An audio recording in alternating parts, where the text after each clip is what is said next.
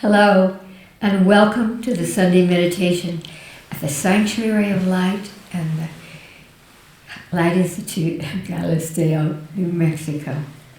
For those of you who are joining us for the first time, we have a special way that we do this meditation. We divide it into 3 parts. In the first part, we simply ask our higher selves.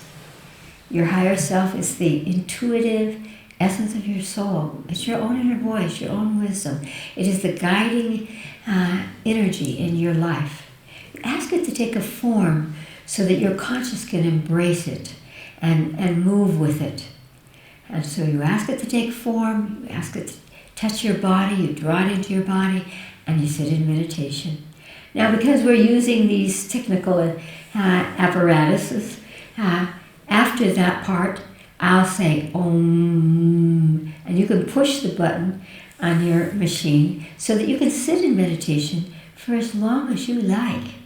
The second part of our meditation is where we practice the art of radiance, because everything is about light.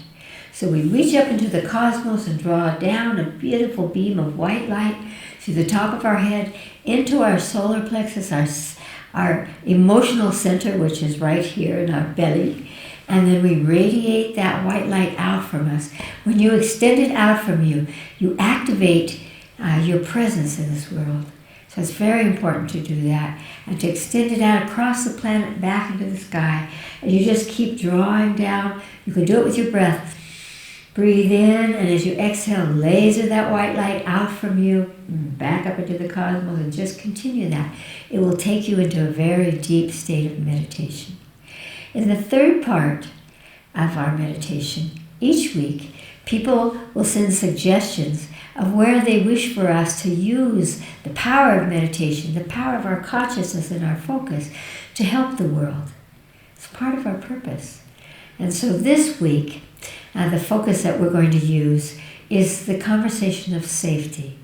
That in this world today, it's so important for people to have a sense of safety. So we'll ask them what color they need to feel safe. And just as we did before, we'll draw exactly that color from the cosmos down through the top of the head and extend it out to them. So if you're ready, we'll begin with a little breath. Close your eyes. Breathe in through your nose, hold at the top, and now exhale through your mouth very slowly. This triggers a meditative state.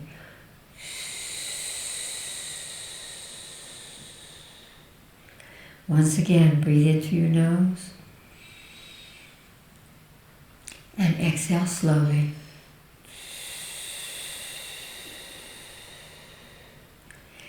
Now, ask your higher self, the intuitive essence of your soul, your own inner voice, to take a form for you.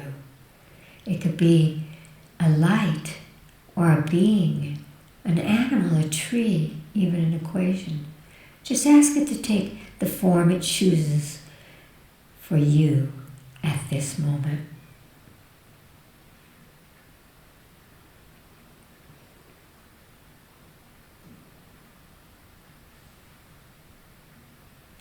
Take that first form that comes into your consciousness and ask your higher self to touch your body where you hold your divine source, your divine essence at this moment.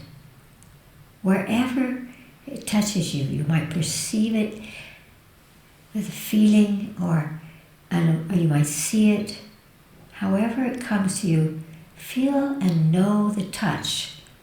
That in that place is where you are holding your sacred divine essence at this moment.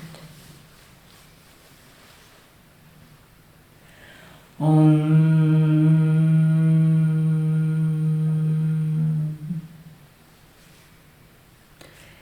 Draw your higher self into your body. Sit in meditation. Reach up into the cosmos and draw a beautiful beam of white light down through the top of your head, down into your solar plexus, and laser that beam out from you, beautiful, brilliant white light across the planet, back into the sky. Breathing in, drawing it down through the top of your head, exhaling it out through your solar plexus, and continue this rhythm, breathing light in, extending light out, for as long as you like. Om.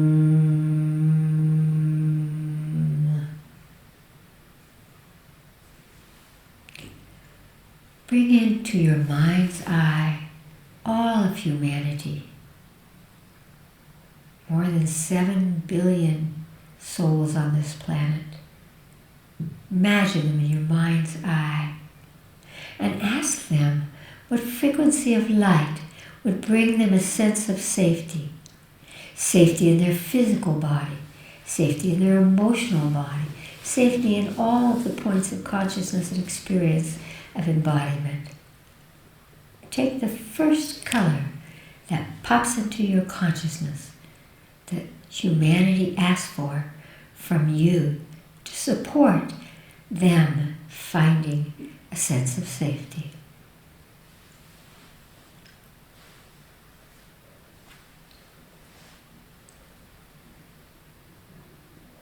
And again, as we did before, reach up into the cosmos and pull down exactly that color, that frequency of light through the top of your head, laser it out through your solar plexus to all of humanity, and just continue to draw that color in and extend it out to humanity, feeling that each and all are receiving that light, and through that frequency of light, suddenly they begin to experience the sense of safety.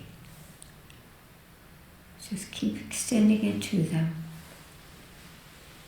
Such a gift to extend this, the power of safety, to everyone.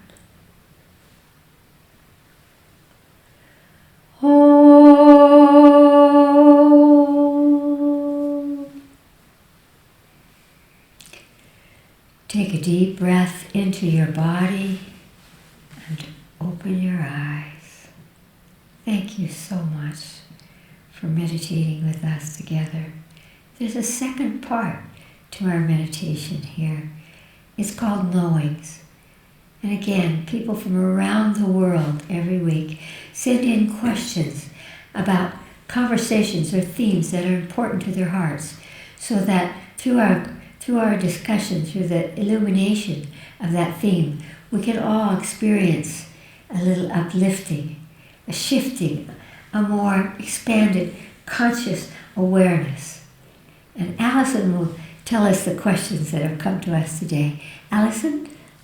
The first question is from Tangier, Morocco. Tangier, Morocco.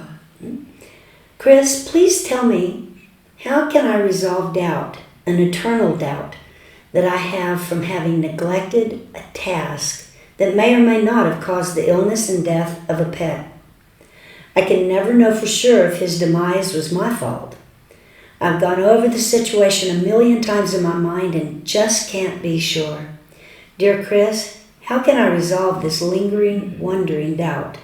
I've carried it as a weight around my heart for over a year. Thank you.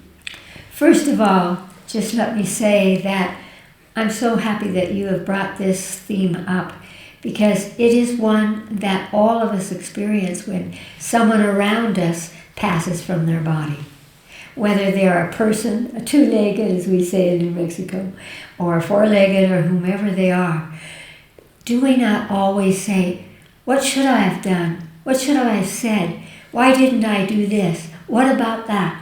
We go through that state of doubt because death is very final. We don't get a second chance. And so it stirs any place of guilt or anxiety inside us. And there is a way through that. So thank you for mentioning it, because everyone experiences it. And it's time for you to let it go. First of all, a little point of reference, that you are looking at the situation and the passing of your animal through that place in you. Why did I do something? I did not do something. Is it my fault? You want to let that go, because the passing of your friend was not in your hands. It's hard for we humans who are so addicted to feeling like we're in control, that we feel safe if we're in control, and we feel right if we're in control. We're not at all when it comes to birth and death. Death is something that each soul chooses, whether they are an animal or they are a human animal, whatever they are.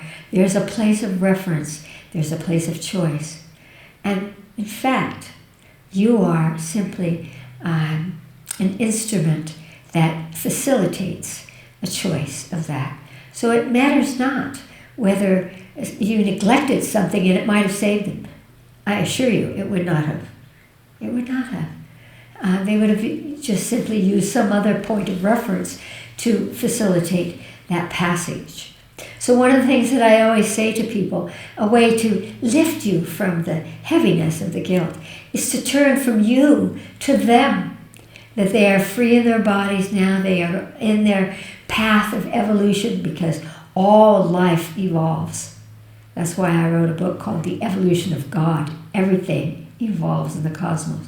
So what I would recommend is to hold in your mind the qualities of your friend there, your pet, and what you loved about them.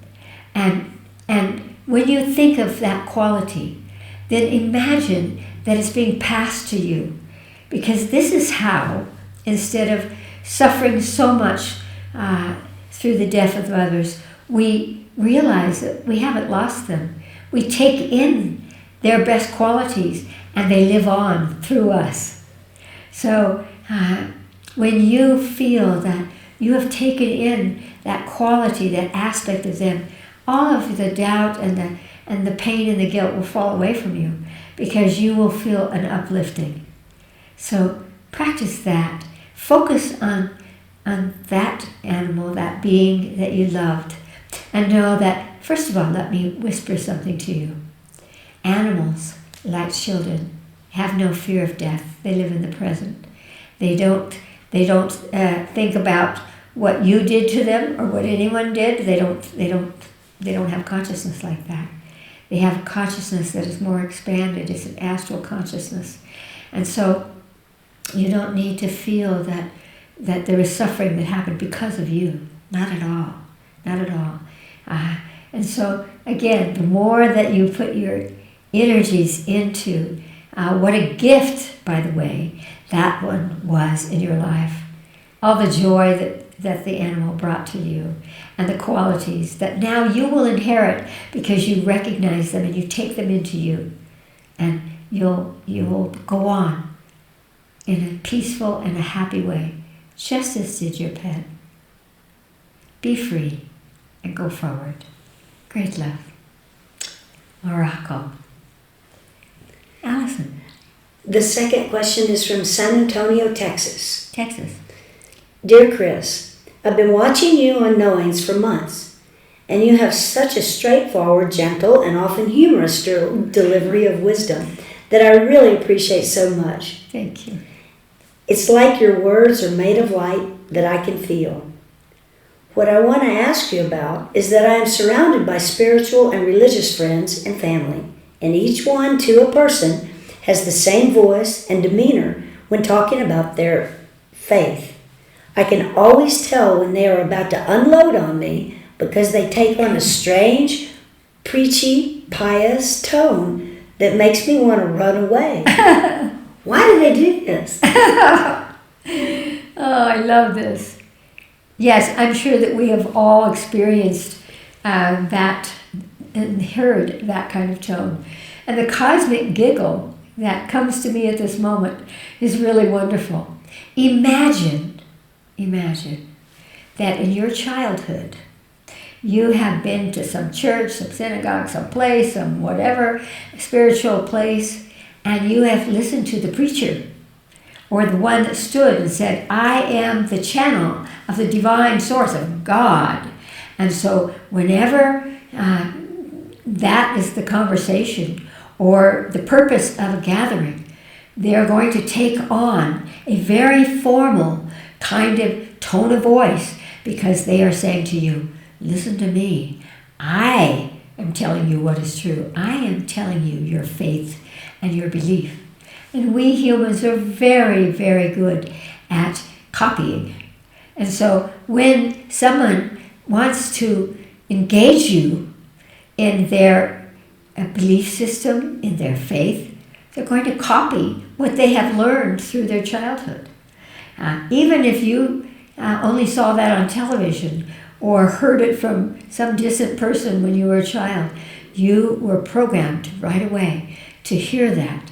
And for a lot of people, the moment they hear that, then they say, that is what is true. Well, that is a way of convincing others that someone is holding the space. And so, again, there's a little giggle in that. And it's very important for you to find within you, without a tone, without any self-righteousness, and that's what it comes to me with. Part of that, when family or friends get that preachy tone in their voice, is we have what we call self-righteousness, which is a way of saying, I am a good guy because I have this belief, I have this faith, and that makes me safe, or that makes me part of the ones who are going to get to heaven, or that makes me part of something, because all humans want to be part of something. And so, again, it's a way of emotionally protecting the self and dissolving away any deep unspeakables that we hide inside ourselves by saying, no, I'm the good guy. I'm a part of the chosen. And this is what's brought on so many wars and so much death on this planet. My God against your God. It has to be this way. Otherwise, you are not sacred, you are not good enough, you're not all of that. So if you understand that from a human, psychological, emotional, and even spiritual perspective, you can desensitize yourself so you don't have to run away when someone begins to preach to you. You can just smile at them and know exactly what's bringing this on. And it doesn't have to be yours. And so that was a great little giggle you gave us all. Thank you. Allison. The last question is from Lithuania. Lithuania. Recently, I was in the home of someone critically ill, and his house was filled with dark-colored furniture and objects. So the next day, I brought a bright yellow bedshirt for him to wear, and he immediately felt better.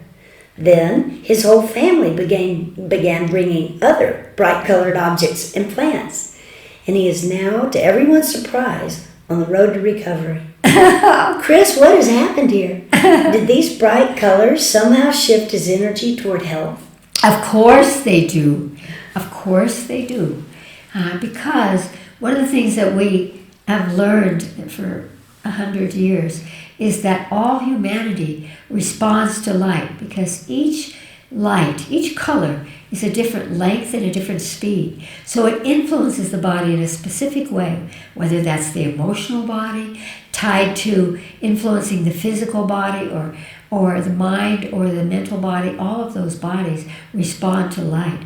So you brought him, I love this, you brought him this bright yellow. Yellow's the color of consciousness. Yellow calms the nerves and strengthens the nerves. That has been proven. And so by giving him this beautiful shirt to wear, to wrap around him, you actually gave him a way of calming the nerves, of strengthening the nerves. When the nerves come back into alignment, it gives the body a chance to heal itself. Perhaps he slept better. Perhaps he laughed a little bit. But light, and especially a bright yellow. Imagine, for example, the sun. Bright yellow will always uplift the spirit. It's an opening. And so I love that the rest of his family perceived that right away, and that they took it upon themselves to participate in that. And of course, each time, whatever color they gave him, all of those things began to bring his attention into frequencies of light that influence his physical body. And I have seen this again and again and again. And in our work here at the Light Institute and the Sanctuary of Light, we use color, we use light to heal ourselves or to switch something, to bring a focus. What color do I need right now to be well, for example? And then just drawing that color straight into our bodies. So we can have it around us, which is always a very good idea. All colors are wonderful, except a gray, a heavy gray, or black. And black is something that's not a color. Nature doesn't actually make black. Black sucks color to it. That's why it's used by people who want to be powerful, or performers, for example. They want to draw the audience in. Same with, as we were talking about a little bit, preachers and people who, of any kind, whether they're a judge or a preacher or a policeman, anyone who wants to bring the audience or bring someone into them and show them how powerful they are, they can use black.